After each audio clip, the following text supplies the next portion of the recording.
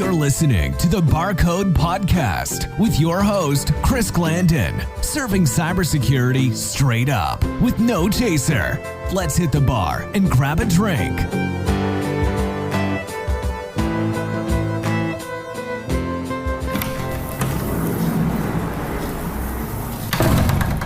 Hey, Chris, what's that? Hey, Tony. Not much, man. Sorry I'm late today. It's windy out there. I had to secure my password before it blew away. Oh, I want to introduce you to a friend of mine, Ken Corris, data security savant. Ken, this is Tony, best bartender this side of the street. Hey, Ken, what's up? Nice to meet you. Oh, before I let you continue this awesome barcode experience, I need you to sign this little privacy disclaimer. Essentially, saying we don't collect conversation, information, and then resell it to the big tech. Hey, Tony. No problem, man. I'm all about data confidentiality. I like this, by the way. Please care, don't share. Only 4 words. Nothing hidden in this fine print. Awesome. Thanks, bro. Oh, did you guys hear? We had an attempted break-in last night. Oh, what happened? Our new intern. Still waiting on IT to create the credentials, so they left the spare key under the doormat. Jeez, that's bad. Although, how did the break-in actually happen? I don't know. We don't even have a doormat. Oh! That's a rookie mistake. Yeah, good thing we were prepared for it this time. Our IDS immediately alerted us. The authorities were rushed out here. They arrested the perpetrator. Let's just say that intern gone with the wind. Oh, dude, that's bad. Just shows you what one critical lapse of judgment can do. For sure. Hey, I got a great drink for you. It's been a really successful hit among the patrons here lately. It's called the Divatini. Check it out. It goes 1 ounce of limoncello, 1 ounce of vodka, half ounce of grapefruit juice, half ounce of cranberry juice, half ounce of lemon juice. Throw all your ingredients into a shaker filled with ice, shake it, strain it into a martini glass. Some call it fabulous. Nice. Well, Ken and I got to run. Got to check in with this acclaimed data and privacy expert today and get the lowdown on properly securing your information. Gotcha, data bros. Stay secure. I'll see you next round.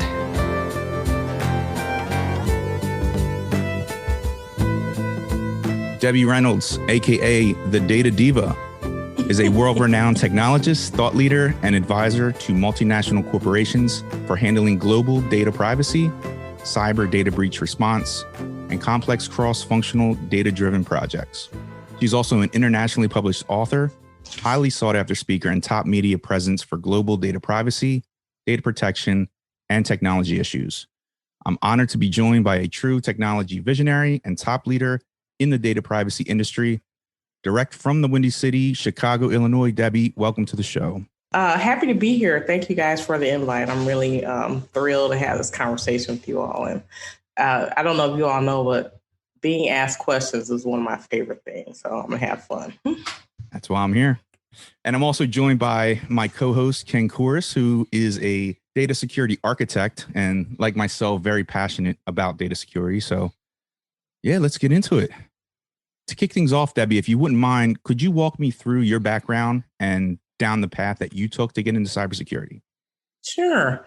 So I guess I'll just start with my technology background. So I taught myself actually to use computers. So when I was like a senior in college, my mother was diagnosed with cancer, and my original plan was to go to law school, but I wanted to find something that I could do where I could spend more time with her. So I decided that I would teach myself to do computers or learn how to do computers, and I would do kind of desktop publishing and graphic stuff, design stuff for people. So that's kind of my foray really into computing and computers. But I fell in love with databases and data flows. So I eventually ended up in library science role, where I always say, you guys are too young to remember this, but when libraries had card catalogs. Oh, come on. So I was helping libraries with digital transformation, basically. So creating databases from books and periodicals and media stuff. And then I eventually moved into helping Fortune 500 companies create databases for legal documents. And because of the internet and technology, a lot of that stuff wasn't paper anymore. They ended up being kind of digital information as we're seeing digital information snowball. But as I was working, also ended up working with a lot of multinationals that had data sort of all over the world. So I have been working in, data privacy or having to deal with data flow issues internationally for over 20 years. And then also something that happened early on in my kind of thought about technology or privacy. I actually read a book in 1997 called The Right to Privacy. It's actually a book that my mother had. She thought was really interesting. And I read it and I was sort of hooked. So for me, the idea about sort of what's private and what isn't, what are individuals' rights, what companies should do, those are things that I sort of kind of kept tabs on for over 20 years. So about 6 years ago, I was speaking at a conference about privacy, and a woman in the audience, she was a general counsel at McDonald's Corporation, and she asked me to come talk to their corporate legal department about GDPR, and this was before GDPR came out. So after that, almost everyone asked me about privacy. So I thought it's been good because of regulation. People become more interested in it, obviously, because of the fines and things like that. So, I'm enjoying working in this space, and I'm enjoying working with people all over the world as they sort of tackle privacy issues, especially corporations that are trying to move data around. So I want to pivot over to COVID and data protection. Since COVID-19, the U.S., the FBI reported a 300% increase in reported cybercrimes. And I believe this is a result of remote workflows making more inroads to cybersecurity attacks and data breaches. I'm curious to know if you have seen this increase yourself. Should organizations be strengthening or readjusting their data protection controls as a result of the pandemic? Yeah. That's a great question, and I think it has multi layers to it. So when the pandemic first came about, I knew that this was going to be a big problem, not just because people were working from home, but just because of the way that hackers work. So if you think about it, let's say before COVID, it's kind of a formula, right? So they try to get people to do something that they typically wouldn't do. They try to get people, let's say there's like an emergency or urgent situation, right? And then they want them to do it fast, do whatever, take what action fast. So because of COVID and people sort of changing their whole life around or their workflow, it gave people who had, nefarious, intent, just sort of a fertile ground because a lot of people were nervous. They were doing a lot of different things that they probably wouldn't have done. So, people were probably more anxious. Let's say they were working from home now and they weren't working from home before. Maybe that person will be more susceptible now to click a link that they wouldn't before because now they're doing something different.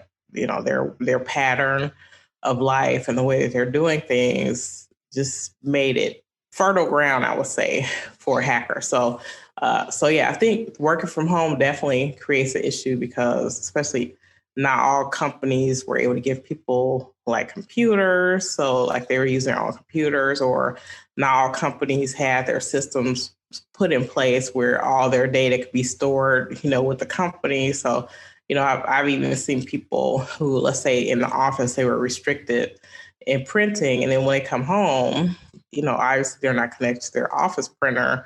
People sending documents to their own personal accounts to send it someplace else so they can print it.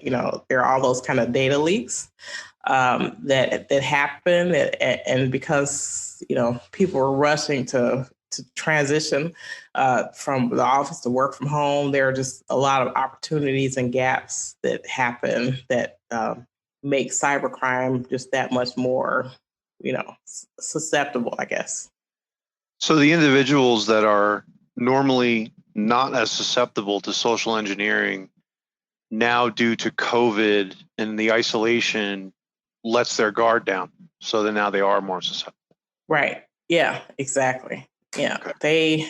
I think people, let's say you wouldn't typically, I've seen this too, where, people, let's say you're working with a business customer or something, and you typically wouldn't have gotten an email from them like 10 o'clock at night.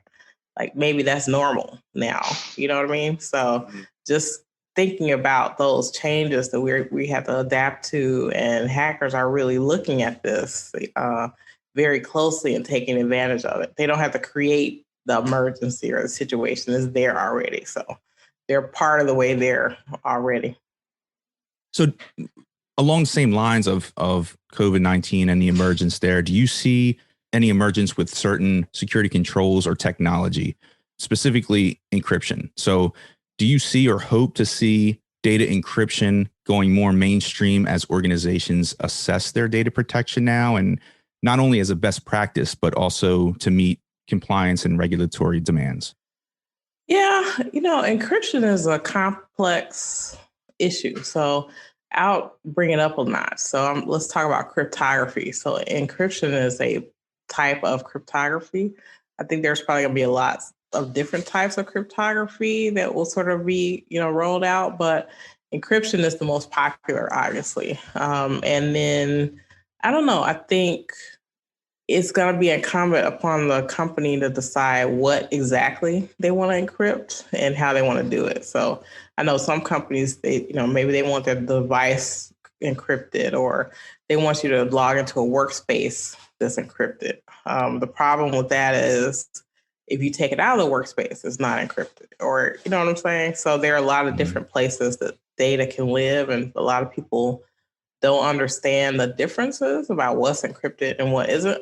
So I'll give you an example. Business Insider called me up and they wanted me to give them some comments about Dropbox and how you use Dropbox.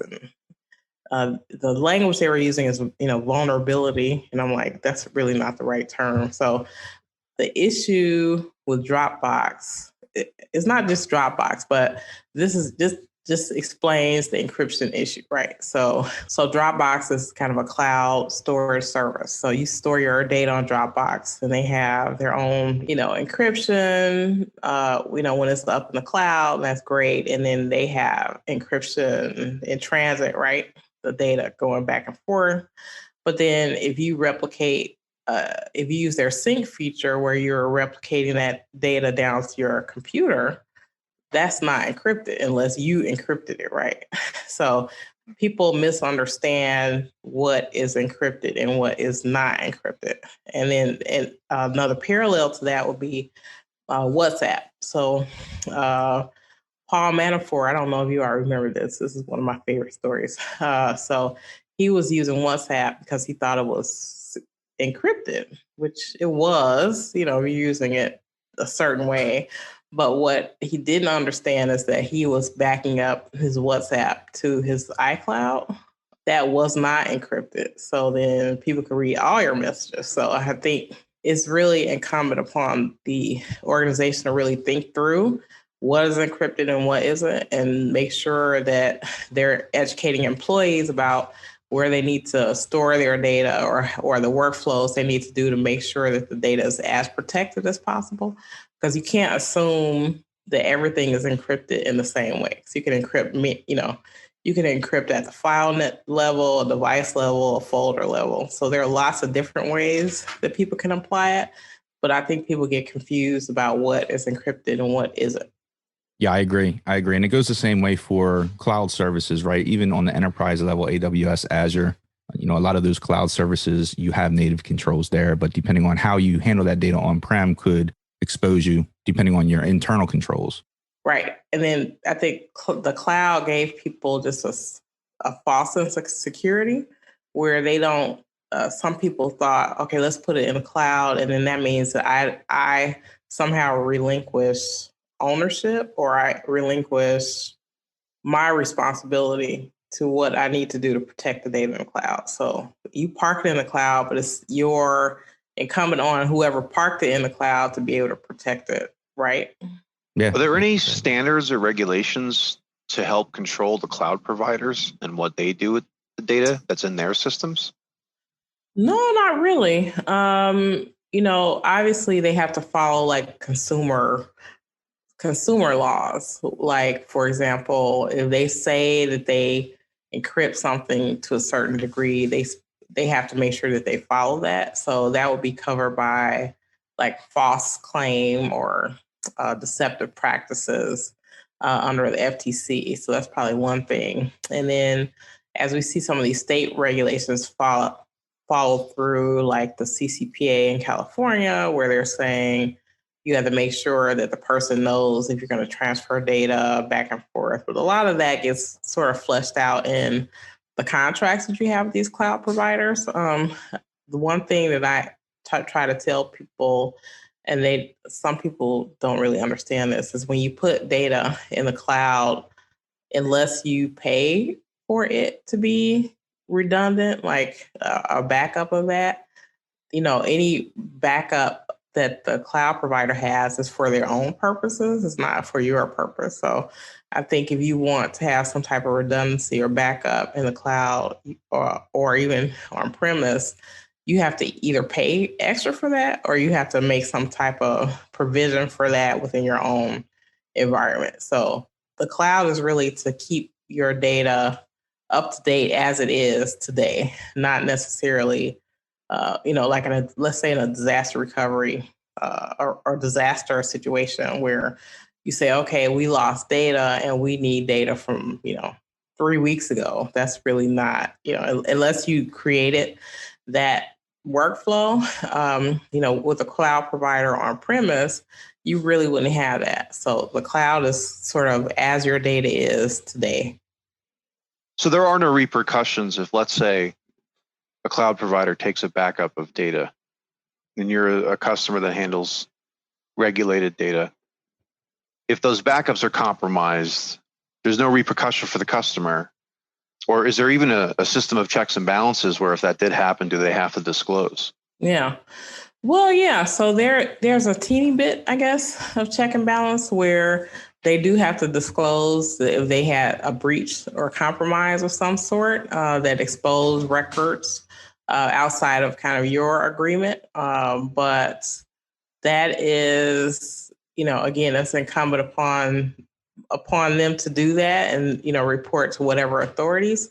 And it's different for every state. So depending on the state that you live in, there may be different reporting requirements in terms of time frame, in terms of what is considered like a customer record, in terms of, the types of data that's breached. So for example, let's say if something was breached that isn't, fall under the data type that a state would consider like a personal record, they may not even need to let you know that was breached. So the regulations all over the board about data breach right now. So there are data breach notification laws in every state, but they're different. They're a little bit different in every state. So it just creates a confusing situation. That sounds really similar to tax code. Most startups are registered in Delaware for tax purposes. Exactly. So yeah, I guess this would be the opposite of that. So I think people, businesses that have consumers in California, they obviously have to comply with the CCPA, but then if they have consumers in other states, they don't have to comply with that. So yeah, it's just different. Is that actually a trend? Is there a corporate strategy around establishing data repositories in unregulated areas? Yeah, for risk purposes? I've seen some really interesting things happen as a result of CCPA. So two things. One is that some companies are saying it's a pain to just treat California differently. So we're going to extend the rights of people to do things like make a data subject access request or request deletion of their data or having someone request to stop the sale of their data, they're going to do it on a national level. So that means that they'll treat other people in other states as if they were a Californian. So 2 companies I know that are doing that right now are PayPal, and I think eBay does it. PayPal, eBay, and Microsoft for sure. I know that they sort of extended that. But the other side of what I'm seeing is really interesting is that I'm seeing states or companies in different states saying, we know that we don't have to comply with CCPA, but we're aligning on the technology side in term with CCPA, so that if, for example, let's say their state passes a law that's like CCPA, they'll actually have the capability on the back end to be able to comply. So I think because Silicon Valley is in California, and California is very influential. So the state of California has, people say, 1 in 8 people in the U.S. is California. So they're very influential in terms of kind of laws and regulations that they pass. And California is very progressive on privacy. So I think the people who don't have, or the states that don't have a strong regulation like the CCPA, companies are looking on the back end to try to comply or align with it from a technology perspective. So an example of that is, I live in the state of Illinois, and the state of Illinois had, like, our DMV system is with the Secretary of State of Illinois. And when CCPA came out, it was funny because the website actually had a "Do Not Sell My Data" button on it, and that's really supposed to be for California residents. So I thought it was really interesting that they put that on there. But that sort of tells me, and I've sort of seen anecdotally, that companies are trying to create workflows so that if it ever came to pass that their state had that law, that they would be able to comply. So let's fast forward real quick to privacy and what it would look like after this pandemic is over. And what I'm referring to is the development of the vaccine digital passports and systems that are going to store personal test information in order for permissible action, such as boarding a plane. I've seen one, I think it was in London, where you need to show proof that you got the vaccine to enter a bar, et cetera, et cetera. So in your opinion, do you see this as a positive movement or more as an invasion of privacy? And what should individuals do to prepare for this and protect themselves the best way that they possibly can? That's a great question. So it's going to be different from country to country. In the U.S., privacy is not a fundamental human right. It's more of a consumer right. And then in Europe, their privacy is a fundamental human right. So because of that, and also 2 big differences I would say between the U.S. and other countries is that a lot of these other countries, they have universal health care, and we don't here in the U.S. So in the U.S., we have HIPAA. So HIPAA has a privacy rule about how data is private data or health data is handled about an individual in a patient-provider context. Let's say you're downloading a consumer app. It has nothing to do with your doctor or something, and you're putting in information there, or it's collecting information about you and COVID. That data is really only protected at a consumer level, which is much lesser protection than a medical provider setting. And then 2, there really is no protection for stuff that you volunteer. So let's say you go on the internet and say, "Oh, I had COVID" or something. Like, that's not protected information because you actually gave it out for free. So I think the challenge will be, depending on how these health passes or how these immunity passports, they say, are going to be handled, is going to be challenging. So in the U.S., those things will be subject to consumer laws, but again, consumer laws are less stringent than kind of like a HIPAA protection or something like that. So to flip it over to the EU, because they have universal health care And a lot of the data collection that they're doing may be related to their healthcare, and they have stronger laws. So they have more protection over their data as it relates to COVID and immunity passports. So we don't have that here in the US. So I think it's going to be challenging. I think people assume any medical data is protected more than other data. That's just not the case. So I think, you know, I think this is going to be like the new normal where we're going to be sharing more health information outside of medical settings. And then having a system where things like vaccines and stuff are tracked. It's just going to be more complex, I think, for people. Although needed.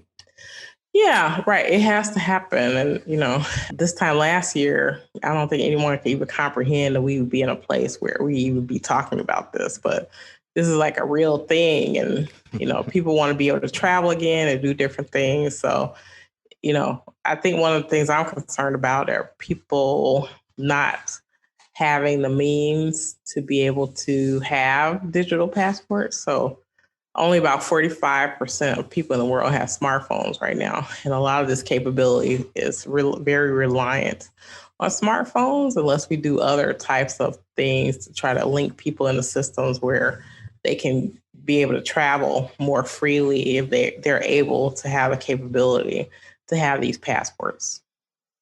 How critical are the next a few years in understanding this rapid shift to a more open healthcare sharing type of environment? Yeah. And where do you think it will erode to, or do you think it will eventually reach a point of no return where we'll basically be walking around with our blood type on our sleeve? Or I think it's gonna develop or accelerate rapidly, where a lot of different things are going to come into play. So what I see is that things about health now are going to end up being connected to your identity, almost like in the U.S. before COVID and everything. The U.S. had this real ID push where you go to the DMV, you give them all this stuff, and they put a star on your ID. And basically all it says is that they verify that you are who you say you are, and they put that information into a federal database as opposed to a state database.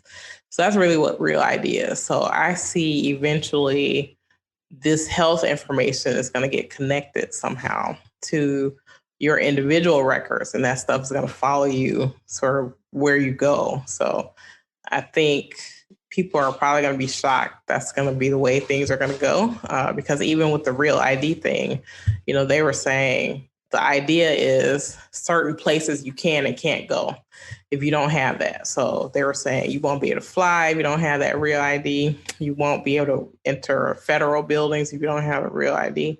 So I sort of see the COVID thing being almost parallel to that, where you're going to get this immunity passport, so to speak. And I think beyond travel is going to be used in so many different ways, because in the US, a lot of times that data can be repurposed because there's not that many strong laws against that. That's very interesting. I'd like to hit on something real quick, and this is something that you posted recently online, and I believe that you created this term called data purposejacking. And I did. You describe it as the act of companies taking data for one purpose and then using it for a different purpose. Would you mind going into that a little bit? Explain how that happens, and if you have seen this happen, perhaps a real use case that we could relate to. Oh, sure. So, yeah, I created the term because I didn't really find a term that could really explain the phenomenon that I was seeing, which is, especially you think about apps too. So you have an app on your phone, how just, it updates or whatever.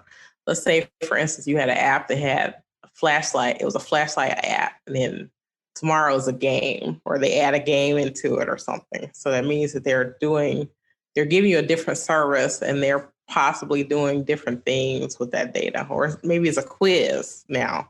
And it wasn't a quiz before, and then they're going to take that information and use it in some different way.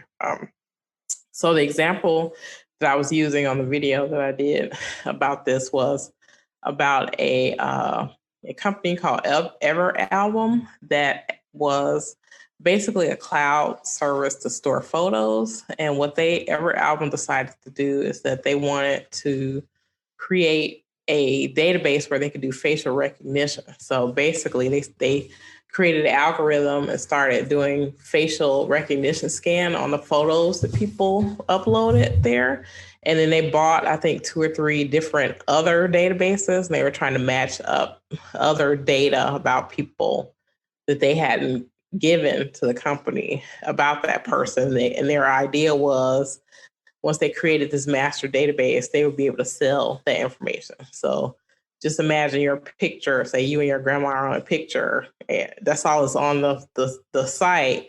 They wanted to know what your grandma's name was, possibly where she lived, possibly this other stuff. So they got in trouble with the FTC because this goes back to deceptive practices where they said that the data really is supposed to be a hosting service for an individual to put their photos. What they didn't say is that they were going to do facial recognition and try to sell this data to someone else. So the FTC basically made them delete the data, their work, to create these databases, and also the algorithm, because none of those things were things that people that knew about or they agreed to when they first had it. So it's a tricky situation because you could, in the other example I gave, let's say you had a flashlight app and then they added a game to it or something. You may think that's okay, okay, well, I'll, go along with this. But at some point, these companies may be changing too much where you're thinking, the change that they're making is not something that I would agree to if I had known that they were going to do this thing. So in a way, I would say another parallel to that would be probably WhatsApp. So WhatsApp, when Facebook bought them, it was kind of a privacy lovers app for being able to do messages. And I knew a lot of people liked it because it was much cheaper than making phone calls, right? So they could communicate with people in other countries and do so cheaply. But when they bought WhatsApp, they made promises to the EU and the US about not trying to combine that data with their Facebook stuff in terms of advertising and being able to sell that information. So I think they got in some hot water because they were actually doing that. So recently, they put out a privacy policy update for WhatsApp and basically said, we are going to use this data for targeting and we're going to combine it with the Facebook data. And a lot of people were in an uproar about that. So in some ways, I think that's akin to data purpose jacking, because people who were using that app would not have probably used it if they had known that it was going to be shared in that way. So I think just vigilance is important. And then in the US, there aren't strong enough laws, I don't think, for those types of changes, except in situations where it's being done or being shown to be like a deceptive practice. So even if it's not deceptive, so it's good that Facebook updated that privacy policy. But again, I think from a consumer perspective, a lot of people would not have gotten that app had they known that. This is really similar to what we just saw in Philadelphia with the vaccine clinic, right? What happened? Philly Fighting COVID was a startup. It was a 22-year-old individual, really bright young man, decided to present to city officials around his plan to vaccinate the city of Philadelphia. Upon administering those vaccines, there was one terms of what would you call it? A privacy disclosure, right? Mm-hmm. That it was a nonprofit company that was administering these vaccines. And then the CEO switched the terms and conditions and re-administered the privacy disclosure to everybody who had already received a vaccine to, in fact, change the company from a non-for-profit to a for-profit company. And then apparently planned on selling that data, the healthcare data, in essence, deceptively collecting information with a future plan to sell that healthcare information at a later time. Right. Wow.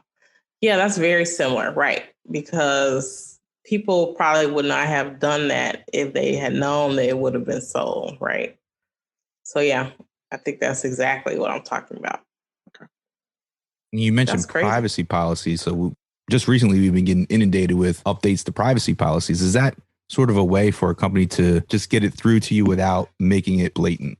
Yes, that's absolutely true. So you should definitely read those. I think all of us have way too many apps and way too many things that we use, but the things you really care about, like with your health or finances, make sure you definitely read through that and make sure you agree to it. The loophole here in the US is because if a company can tell you what they're doing, right, they can sort of sidestep the deceptive practices to some degree.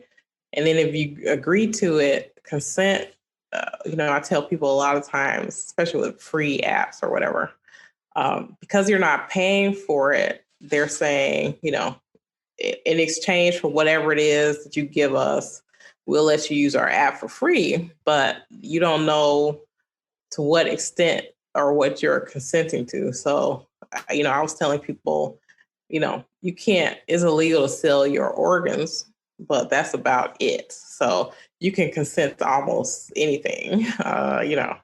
There was one app that came out. I don't know if you remember the one that came out a couple of years ago.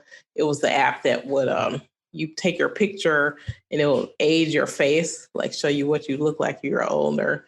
And people are looking at the terms and conditions of this app. And it literally said that if you had the app store your picture, that they had like the worldwide exclusive right forever to use your photograph. So who's to say that your picture is not going to show up on a billboard in Japan in 10 years?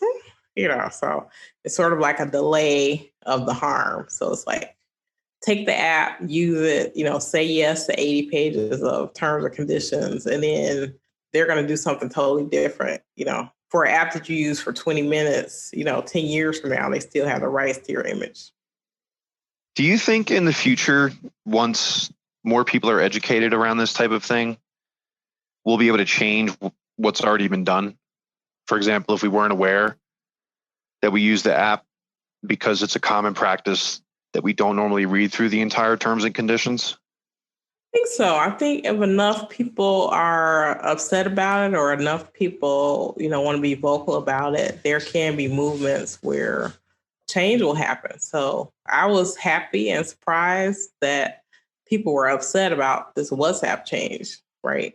So I think a lot of people have always thought in the US, or the conventional wisdom is that people in the US don't really care about their privacy. And I don't think that that's true. I think a lot of people don't know what's happening with their data. They assume if you give your data to a company for one purpose, that they're just going to use it for that purpose. So like an example is that those DNA kits that people do to find out like their heritage and stuff like that.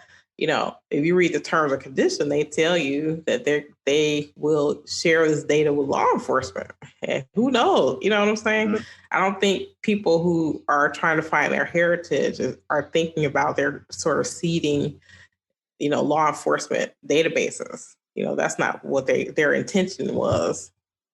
I feel like sometimes when I try to explain this to family and friends, they look at me as if I'm the fanatic. Definitely. Yeah. Like I'm the only person in my family if it's not on Facebook. And they've been like on my case for, 50, for as long as Facebook has existed. And they're like, I think it comes up almost every conversation. Are you on Facebook? I'm like, no, I'm not on Facebook. So yeah, we're like the odd man out. I'm the person in the corner with the tinfoil hat, I guess. That's a good segue into my last question. And it's focused on the digital market. Data reigns supreme everywhere, and it's increasing the value of market power between services like Facebook or even devices now that capture sensitive information. So in a way, it's a cutting edge topic when you talk about having access to private information and using it as a competitive advantage.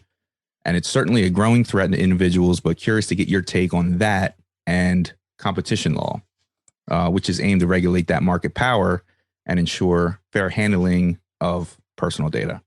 Right. Yeah. So good question. It's a complex question. And once I tell you my answer, let me know if I completed all of your answering all of your questions. Gotcha. So I think one challenge or one issue that I have with competition law is that it's first of all, it's very antiquated, and it sort of assumes things that aren't true about digital information. So antitrust is sort of created, or antitrust law is sort of created or thought about in a way like, let's say there were 100 oil fields in the U.S. And one person owned all of those oil fields. So antitrust will say, because this person owns all the oil fields in the U.S., we need to break it up so that we can spread out those, 100 oil fields amongst other people so that it creates more competition and choice for people, right? And it sort of keeps the cost down. This is kind of the idea. The problem with trying to apply this to a digital world is that data is almost like an infinite resource. So there are not 100 oil fields. There are billions of oil fields. And so you can't give it all, not one person or not one company holds all this information. And then two, it's not really the same thing. So for example, I'll give you an example. So Amazon bought Whole Foods, okay? And that along with 500 other mergers and acquisitions got approved by the FTC, which is fine. But to me, that should have raised someone's eyebrow about competition, where isn't it the fact that, let's say if Amazon had bought another company like Amazon, they probably would have been like, oh my God, we're going to have like all these antitrust issues. But the issue is they were not creating a monopoly in the traditional sense, but they are creating a data monopoly where they're gathering all these different types of data about people under one roof. And to me, that's sort of a miss on the antitrust thing. And that's because people are thinking about it in sort of those antiquated ways, where digital is totally different. Yeah, absolutely. And that's another subject when you look at big tech and how much they can gain from you. And I'm just curious, what partnerships big tech has out there that you don't know about. It's scary. Yeah, I know that regulators are, in the EU at least, are concerned about this. Is Google trying to buy Fitbit? Yes. Yeah, so they're concerned about that because of the privacy challenges, where they're like, so what are you going to do? The fact that sort of, that I'm going down the street and get this pizza, and then also, my heart rate, or that I have high blood pressure, whereas, what, are going to sell this information to an insurance company, or are going to sell it to like an employment agency where someone's going to be discriminated against. So they're concerned about those companies having so many different types of data about people. So the big ones are kind of financial and health, and then everything else. So the companies like Amazon, they almost have everything else. So all they really need is the financial and the health information. And that's probably going to happen because of COVID. And what's going through my head as Debbie is describing the situation, I'm thinking, isn't it already there? Because Apple, I just got an iPhone. I've been an Android user for 14 years. Mm-hmm. And I caved. I wanted to be able to send videos of our dogs to my girlfriend, and she was an iPhone user. And any Android users out there, that you have to trim the video, and then it messes with the quality, and it's horrible. But on iPhone, I can send a 3-minute video, and it's in high def, and that alone was enough to make me switch over from one platform to another. Mm-hmm. So now I have this wonderful little Apple Health app that tracks my sleep, my steps, everything. So don't they already have it? I mean, is at that point, isn't it just a matter of messing with verbiage in terms of privacy policy and things like that? Yes, I would say in some degree they do, but some of it is what's what I'm looking for. The data is more valuable if they know is more correct, so they can guess. So let's say you give your phone to your girlfriend and she walks, 1,000 steps. They don't know for sure that it's you, right? But the more detailed, exact information they get will make the data more valuable. So one example of this that I give people is that, I don't know if you all remember many years ago where Facebook, they decided that people who are on Facebook have to use their real names. So when they started this real name policy, their profit went through the roof because it made the data that they sold more valuable.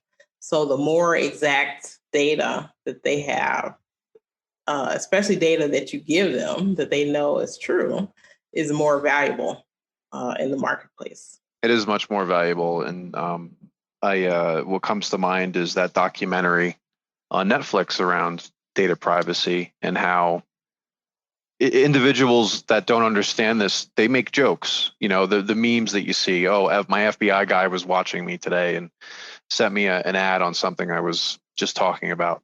But in reality, the fact that you can profile individuals using that data and actually attempt to manipulate their own thoughts and feelings around specific subject matters, because they understand from an emotional level, not just your data level, they're able to profile your emotional state and target accordingly.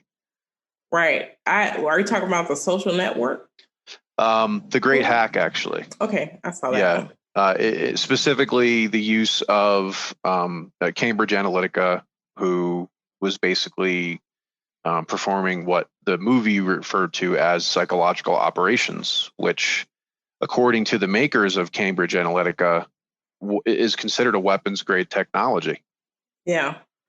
They had a thing with Cambridge Analytica. It's interesting. So I don't know if you ever, if you can, try to find the testimony from the whistleblower, the redhead fellow. I can't remember what his name was. Mm-hmm.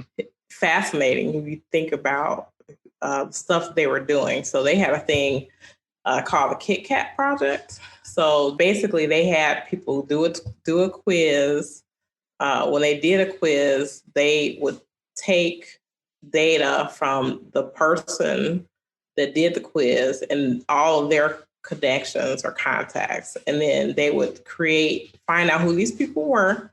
They would create these psychological profiles and then retarget them based on what they thought they liked, or were interested in. So they were really targeting people to try to disrupt how people vote or how they think about voting. So they had this thing called the Kit Kat Project, where in the data that they gathered, they found that if they sent people an anti-Semitic message and the person put thumbs up on it, there was also a correlation between that and people who like Kit Kat bars. So they thought it was kind of a funny connection, but who's to say that someone else looking at this data wouldn't say, if you like Kit Kat bars, that means you're anti-Semite.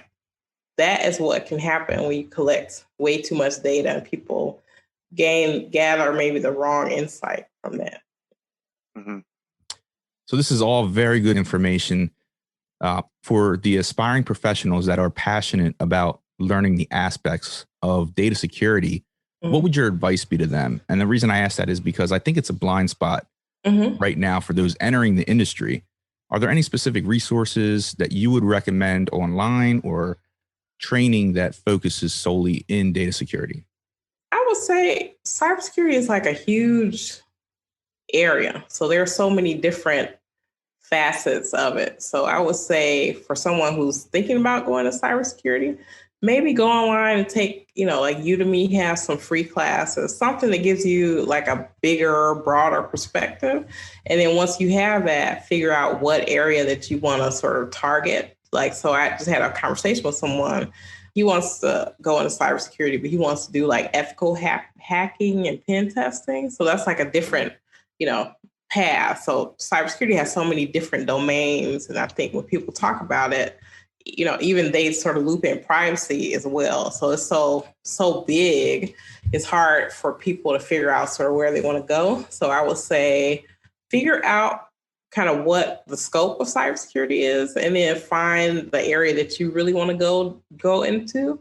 And then once you find that area, it'll help you target what's the best thing to have. So, because I know a lot of people, they see all these certifications and they don't know what they should take or, what path they want to go down. But I think just being able to, follow people on LinkedIn, if there are particular topics that you're interested in, follow those people, see what they're doing. If there's a particular thing you're really interested in, I think it's great to, obviously you want to know kind of all the facets of cybersecurity, but then you probably want to try to specialize in the thing that you think is best, and then sort of have your certifications and the other education that you have focus on that. So, and I guess the other thing with cybersecurity, there's kind of like maybe the classroom learning or education, and then there's kind of like a real world learning or just at least the awareness. So being able to plug into, again, people who maybe are influencers in this area that are putting out really good content, it will sort of help you to educate yourself about the new things that are going on, the things that you need to be sort of thinking about for the future. Absolutely. So the last two questions I have are really just meant to be fun. Okay. As a data security professional, I tend to always gravitate to security vulnerabilities in everyday life. From, like we mentioned before, what social media posts reveal about a person, or how businesses handle securing credit cards when taking payments. So when you're out and about at a bar, what are some things that you notice or pick up on as security risks?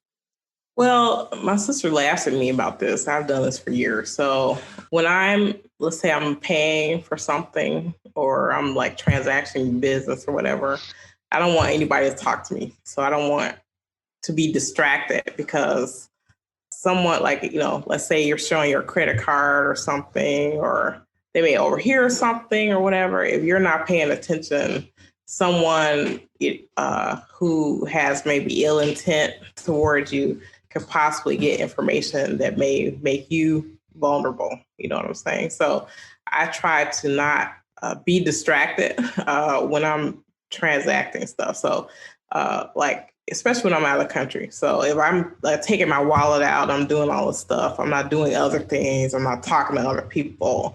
I'm just trying to hurry up and do my transaction, make sure I'm, like no one's like looking, or, no one's lurking and stuff like that. So that's one thing that I think is helpful, because I know a lot of people, they don't understand that someone like, say, a pickpocket, they're all about distraction. So they will create a distraction just to sort of get you off your game. So I would say when you're transacting business with financial stuff and your money and stuff like that, your credit cards and wallet, don't let other people distract you.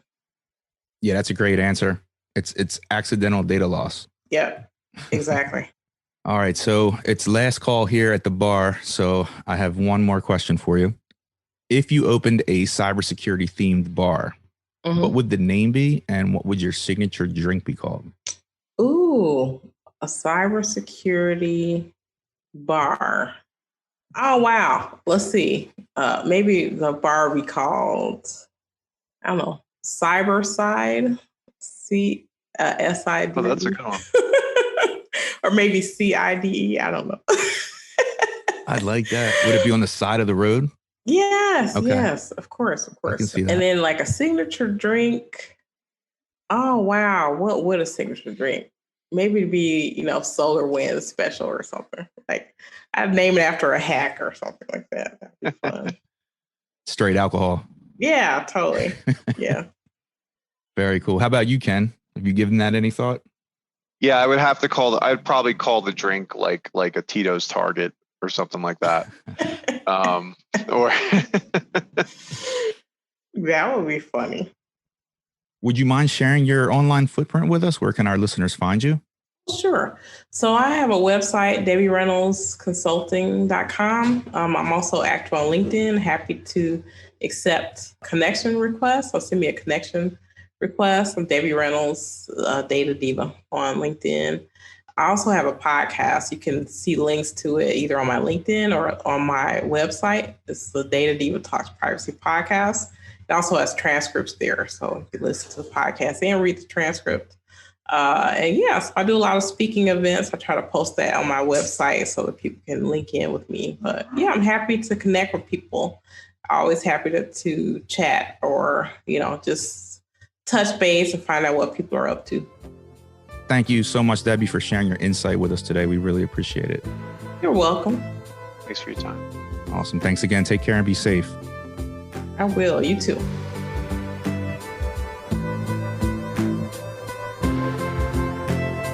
Barcode patrons, if you enjoyed this episode and want an easy way to support the podcast, please leave me a review on iTunes or Apple Podcasts. If you're not on a Mac or iPhone, just visit thebarcodepodcast.com/reviews. I appreciate all the support. Cheers. Unfortunately, it's time to shut the bar down for this episode. Thanks for stopping in. See you next time. We'll save you a seat. Be sure to check us out at thebarcodepodcast.com.